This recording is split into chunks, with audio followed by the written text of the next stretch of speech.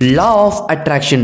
இந்த law of அட்ராக்ஷன்ங்கிற வார்த்தையை ஒரு 3 வருஷமா தான் அதிகமா கேட்டிருப்பீங்க. அது ஏன் நீ எப்பயாவது யோசிச்சு பார்த்திருக்கீங்களா? லா ஆஃப் அட்ராக்ஷன் இப்பதான் கண்டுபிடிச்சிருப்பாங்கன்னு நினைச்சீங்கன்னா அது தவறு. லா ஆஃப் அட்ராக்ஷனை 80s காலகட்டத்திலேயே பிரென்டைஸ் மல்ஃபோர்ட் கண்டுபிடிச்சிட்டாரு. அதுக்கப்புறம் 1906ல thought vibration or law of attraction in the thought வேர்ல்டுன்னு வில்லியம் வார்க்கர் ஒரு புக் எழுதினாரு. அப்ப கொஞ்சம் பேருக்கு தெரிய வந்துச்சு. 1952ல Vincent Peale the power of positive திங்கிங்னு புக் எழுதி பப்ளிஷ் பண்ணதுக்கு அப்புறம் உலகத்தில் இருக்கிற எல்லோருக்குமே லா ஆஃப் அட்ராக்ஷன் பத்தி தெரிய வருது. இவங்க எல்லாருமே சொல்றதுக்கு முன்னாடியே நம்முடைய பண்டைய தமிழர்கள், சித்தர்கள், முனிவர்கள் இந்த லா ஆஃப் அட்ராக்ஷனை பத்தி இன்னுமே தெளிவா சொல்லியிருக்காங்க. இப்ப நடைமுறைக்கு வருவோம். லா ஆஃப் அட்ராக்ஷன் பத்தி நீங்க ஆல்ரெடி நிறைய வீடியோஸ் பார்த்திருப்பீங்க. லா ஆஃப் அட்ராக்ஷன்னா என்ன? நீங்க மனசுல நினைக்கிறத இந்த யூனிவர்ஸ் உங்களுக்கு தரும். இந்த law of attraction already use பண்ணி பலன் அடைஞ்சவங்களுக்கு இதோட அருமை ரொம்பவே தெரியும். இப்பதான் நீங்க லா ஆஃப் அட்ராக்ஷனை பிராக்டிஸ் பண்ண ஸ்டார்ட் பண்ண போறீங்கன்னா உங்களுக்கு நிறைய டவுட்ஸ் வரும்.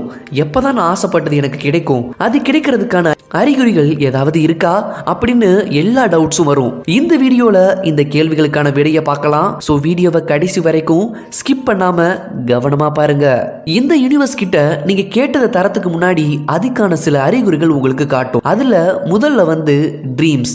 நீங்க ஆசைப்படுற விஷயங்கள் உங்க கனவுல வரும். அது நீங்க கரெக்டான வேலை மேனிஃபெஸ்டேஷன் பண்றீங்க, அது உங்களுக்கு சீக்கிரம் கிடைக்க போகுதுன்னு அர்த்தம். எக்ஸாம்பிளுக்கு நீங்க ஒரு பர்சனை மீட் பண்ணணும்னு நினைப்பீங்க. அவங்க உங்க கனவுலையும் வருவாங்க. கொஞ்ச நாள் கழிச்சு அந்த பர்சனை நேர்லையும் மீட் பண்ணிருப்பீங்க. இப்படிதான் யூனிவர்ஸ் நம்ம கூட கம்யூனிகேட் பண்ணும். யூனிவர்ஸ் நம்ம தூங்கும் போதுதான் நம்ம கூட அதிகமா கம்யூனிகேட் பண்ணும். அதுவும் இந்த பிரம்ம முகூர்த்த நேரத்துல யூனிவர்ஸ் அதிகமா நம்ம கூட கனெக்ட்ல இருக்கும். ஏன்னா இந்த யூனிவர்ஸே ஒரு எனர்ஜி மூலியமா தான் இயங்குது இல்லையா? நம்ம தூங்கும் போது நம்ம பாடி, மைண்ட் எல்லாம் ரிலாக்ஸ்டா இருக்கும். அப்ப நம்மளுடைய எனர்ஜி ஃப்ளோ கரெக்டா இருக்கும்.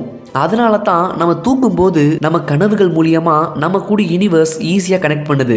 அடுத்ததா கோஇன்சிடென்ஸ். நீங்க யாரோ ஒருத்தரை பத்தி பேசிட்டு இருந்திருப்பீங்க. அப்ப அவங்க திடீர்னு உங்க முன்னாடி வந்து நிப்பாங்க. நீங்களும் இப்பதான் உன்னை பத்தி பேசிட்டு இருந்தேன், கரெக்டா வந்துட்ட பாரு, உனக்கு 100 ஆயுசியா அப்படின்னு சொல்லியிருப்பீங்க. அது கோஇன்சிடென்ட்டா நடக்கிறது. இந்த மாதிரி உங்க வாழ்க்கையில் நடக்கிற கோஇன்சிடென்ட்ஸுக்கும் உங்க டிசைருக்கும் ஏதாவது சம்பந்தம் இருக்குதான்னு பாருங்க. எக்ஸாம்பிளுக்கு இப்போ உங்களுக்கு ஒரு பிசினஸ் ஐடியா இருக்கு. ஆனா அதை பண்ண இன்னொரு பார்ட்னர் வேணும். யாராவது உங்க மைண்ட்லயே கிடைச்சா பரவாயில்லன்னு நினைச்சிட்டு இருப்பீங்க.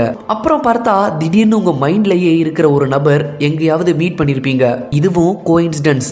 இந்த யூனிவர்ஸ் நீங்க கேட்டதை கொடுக்க ரெடியா இருக்குன்னு அர்த்தம். Angel numbers.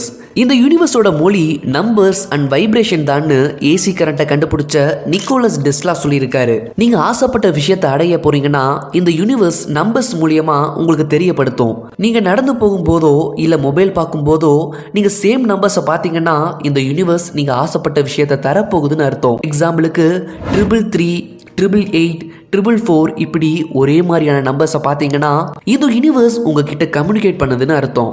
More opportunities.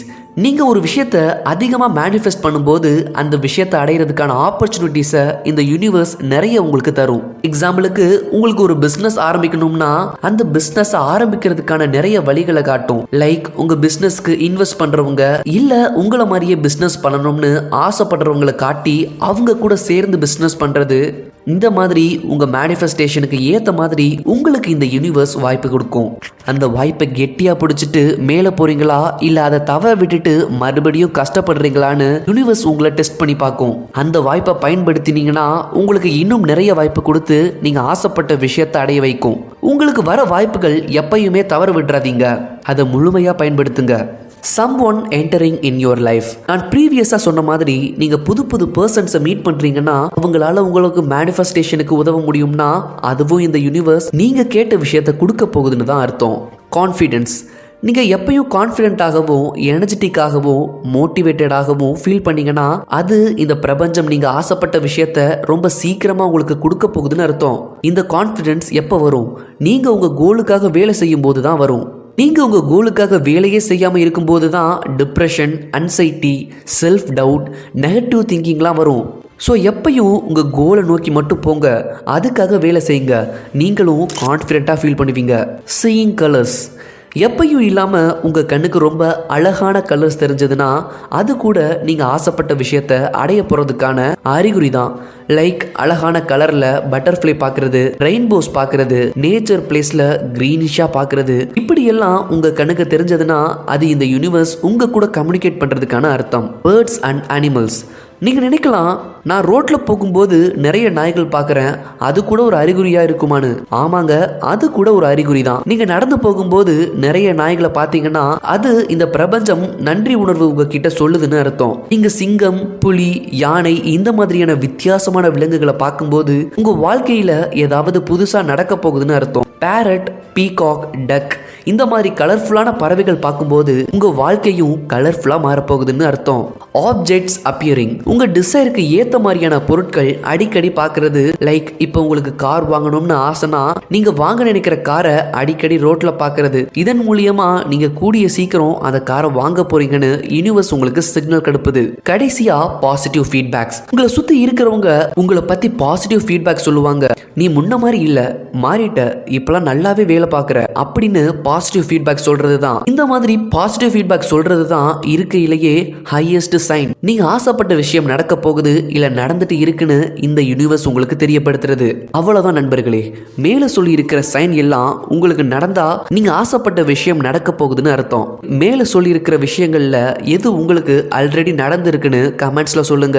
சும்மாவே வெறுமனே இருக்கிறதுனால மட்டும் இந்த சயின்ஸ்லாம் உங்களுக்கு வந்துடாது. இந்த லா ஆஃப் அட்ராக்ஷன் எப்படி பண்ணணும், இதுக்கான எப்படி உழைப்பை போடணும் அப்படிங்கிற விஷயத்தை பத்தி நம்ம ஏற்கனவே ஒரு வீடியோல சொல்லியிருக்கேன். அந்த வீடியோக்கான லிங்க் டிஸ்கிரிப்ஷன்ல இருக்கு. அதை போய் தெளிவா பார்த்துட்டு அப்புறம் நண்பர்களே, நான் இது போலவே இன்னுமே ஒரு நல்ல கண்டென்ட்டோட உங்களை மீண்டும் சந்திக்கிறேன். நன்றி, வணக்கம்.